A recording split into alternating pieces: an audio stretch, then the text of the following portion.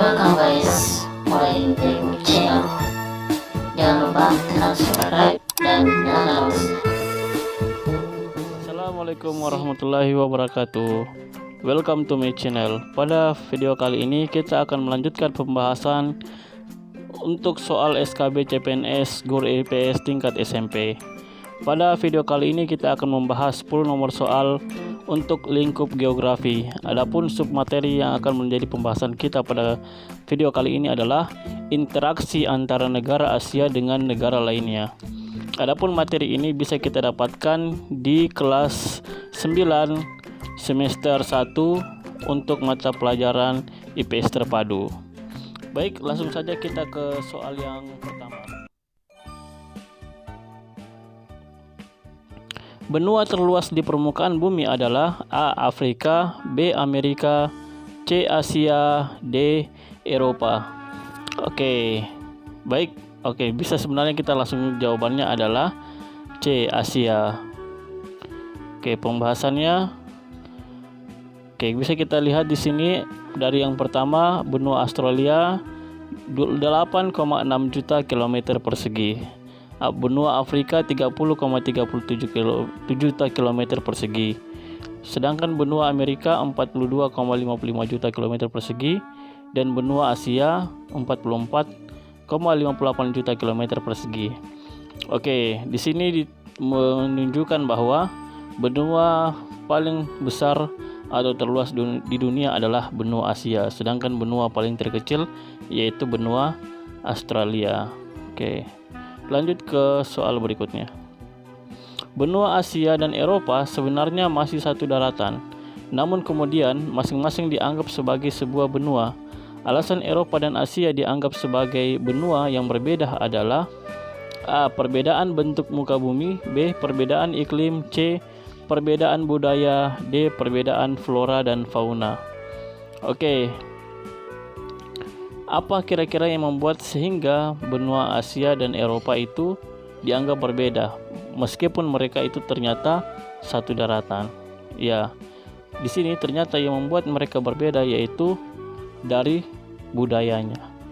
Ya, sehingga jawabannya adalah C. Perbedaan budaya. Mengapa? Penjelasannya adalah alasan Eropa dan Asia dianggap sebagai benua yang berbeda adalah karena perbedaan budaya yang sangat mencolok dari kedua benua. Entah dari sifat sosialnya, karakteristiknya, iklimnya, bahkan sektor perekonomiannya. Itulah sehingga mengapa benua Eropa dan Asia dianggap benua yang berbeda. Lanjut ke soal berikutnya. Oke, di sini ternyata masih ada penjelasan yang lebih lanjut lagi. Ya, silakan dibaca dan kemudian akan lebih dipahami. Lanjut ke soal berikutnya. Selat Dardanelles merupakan salah satu batas pemisah antara A. Afrika dan Eropa, B. Afrika dan Asia, C. Asia dan Eropa, D. Eropa Barat dan Eropa Utara. Ya, Selat Dardanelles. Oke, selat yang memisahkan antara, ya betul, selat Asia dan Eropa. Ya, lihat penjelasannya. Seperti halnya selat Bosporus, selat Dardanelles memisahkan benua Eropa di semenanjung Gallipoli dari benua Asia. Selat ini adalah perairan internasional dan bersama dengan Bosporus, selat ini menghubungkan Laut Hitam dan Laut Tengah. Selat ini sangat strategis karena menjadi penghubung Eropa dan Asia. Tercatat dalam sejarah daerah ini menjadi daerah pertempuran antara lain Perang Troya pada zaman Yunani kuno serta kampanye Gallipoli saat Perang Dunia I. Untuk pembahasan soal nomor 3, ya, adapun untuk lebih rincinya kita akan melihat peta perbatasan antara benua Asia dan benua Eropa. Ya, di situ silakan bisa kita lihat untuk selat Bosporus sendiri ditunjukkan dengan tanda yang berwarna atau garis yang berwarna merah. Sedangkan selat Dardanelles yaitu ditunjukkan oleh selat yang berwarna kuning. Ini kemudian yang menjadi pembatas antara benua Asia dan benua Eropa. Oke, lanjut ke soal berikutnya.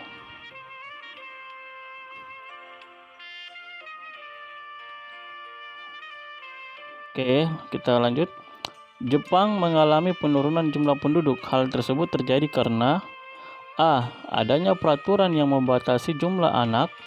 B. Jumlah penduduk Jepang sangat sibuk sehingga penduduk Jepang sangat sibuk sehingga mengurangi keinginan memiliki anak. C. Penduduk Jepang memiliki tingkat kesuburan yang rendah. D. Penduduk Jepang sering melakukan aborsi. Oke, untuk kemudian memahami mengapa penduduk Jepang mengalami penurunan, ya di sini kita bisa mengetahui dulu apa negara Jepang itu sendiri. Ya, Jepang adalah satu negara di kawasan benua Asia yang tergolong sebagai negara maju. Menurut data dunia, Jepang memiliki pertumbuhan penduduk yang negatif. Pertumbuhan penduduk di negara Jepang bahkan mencapai minus 1,5%. Hal ini berarti apabila dalam waktu tertentu kondisi ini tidak segera diperbaiki, maka negara Jepang akan kehabisan populasi penduduknya. Ya, di satu sisi di belahan dunia yang lain ada negara yang kemudian memiliki masalah dengan penduduk karena terjadi ledakan penduduk. Sebaliknya di negara yang lain, ya sebenarnya untuk negara-negara yang ciri-ciri negara maju cenderung jumlah penduduknya itu negatif atau sedikit, sedangkan di negara-negara berkembang jumlah penduduknya biasanya atau ciri negara berkembang adalah terjadi kepadatan jumlah penduduk. Oke, kira-kira apa sih yang menjadi jawaban sehingga mengapa Jepang mengalami penurunan jumlah penduduk? Ya, baik, jawabannya adalah B, yaitu alasan utama mengapa Jepang mengalami penurunan jumlah penduduk adalah karena biaya hidup di negara maju sangatlah tinggi sehingga memaksa para generasi muda lebih mementingkan karir dan menunda-nunda pernikahan. Itulah yang kemudian sehingga di Jepang, ya karena penduduknya sangat sibuk, ya sehingga mengurangi keinginan untuk memiliki anak. Ya, oke, lanjut ke soal berikutnya. Pohon ek atau oak, ya banyak dijumpai dan tumbuh dengan baik di negara A. Kongo, B. Inggris, C. Thailand, D. Brazil. Oke, sebelumnya kita ingin mengetahui dulu apa sih pohon oak atau pohon ek ini. Pohon oak atau ek merupakan pohon yang hidup di bumi belahan utara. Pohon yang dapat hidup di berbagai hutan termasuk pada daerah beriklim sedang, Mediterania dan tropis. Pohon oak biasanya dapat tumbuh hingga mencapai 70 meter. Ya, manfaat pohon oak sendiri adalah dapat dijadikan sebagai bahan bangunan untuk pembuatan kapal, furniture, dan lain-lain. Buah oak juga dapat dijadikan tepung untuk membuat kue. Ya, baik, kembali ke pertanyaannya. Ya, pohon ek atau oak ini banyak dijumpai dan tumbuh dengan baik di negara mana? Ya, baik, jawabannya adalah B, yaitu Inggris. Oke, pohon ek atau oak banyak dijumpai tumbuh dengan baik di negara Inggris atau di benua Eropa. Lanjut ke soal berikutnya. Keberadaan gurun di Australia terjadi karena A. Australia merupakan negara berusia tua. B. Australia merupakan pusat tekanan udara rendah saat angin muson. C. Australia terletak pada wilayah turunnya massa udara. D. Australia dikelilingi oleh lautan yang arusnya hangat. Oke, di sini yang menjadi pertanyaan adalah kenapa di Australia itu terdapat gurun? Ya, terdapat gurun. Sehingga yang menjadi jawabannya atau mengapa? Ya, jawabannya adalah C. Karena di wilayah Australia itu terletak pada wilayah turunnya massa udara. Mengapa turunnya massa udara bisa menyebabkan atau terjadinya sebuah gurun? Oke, pembahasan adalah semakin rendahnya suatu massa udara, maka akan semakin panas di suatu tempat dan menyebabkan kekeringan. Di dalam pengertian massa udara, semakin tinggi suatu massa udara, maka akan semakin tinggi massa airnya. Inilah alasannya gurun yang kering di Australia disebabkan oleh rendahnya massa udara di sana. Karena jauh dari laut, di mana letak kutub ada di Australia Barat dan Tengah dan beberapa di bagian selatan. Oke, lanjut ke soal berikutnya. Penduduk Mesir lebih banyak tinggal di sepanjang Sungai Nil dan delta atau muaranya. Alasan dari sebaran penduduk tersebut adalah A. Memiliki akses ke laut yang lebih mudah. B. Bagian pedalaman Mesir tidak B. Bagian pedalaman Mesir tidak aman. C. Bagian pedalaman Mesir sering dilanda badai pasir dari gurun. D. Curah hujan dan kesuburannya lebih tinggi dibanding daerah lainnya. Oke, baik, untuk menjawab soal ini, ya kita mungkin perlu mengetahui dulu tentang Sungai Nil itu sendiri. Ya, kita tahu bahwa Sungai Nil adalah sungai terpanjang di benua Afrika. Ya, oke, dan menjadi salah satu kemudian sumber pencaharian, sumber penghasilan atau sumber pendapatan Mesir.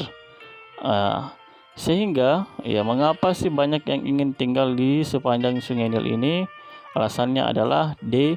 Curah hujan dan kesuburannya lebih tinggi dibanding daerah lainnya. Oke, lebih lanjut penjelasannya adalah sebagian besar penduduk Mesir tinggal di delta Sungai Nil karena wilayah ini sangat subur akibat endapan aluvial Sungai Nil dan karena hanya wilayah aliran dan delta Sungai Nil yang memiliki suplai air dalam jumlah besar. Ya, sementara sebagian besar wilayah Mesir adalah gurun pasir yang kering dan tandus. Oke, lanjut ke soal berikutnya. Ya, silakan untuk lebih jauh penjelasannya dibaca slide atau materi mengenai Sungai Nil yang telah saya paparkan atau tampilkan di layar. Lanjut ke soal berikutnya. Lokasi berikut berada di Australia dan berada pada zona iklim sedang. Lokasi tersebut adalah A. Sydney, B. Canberra, C.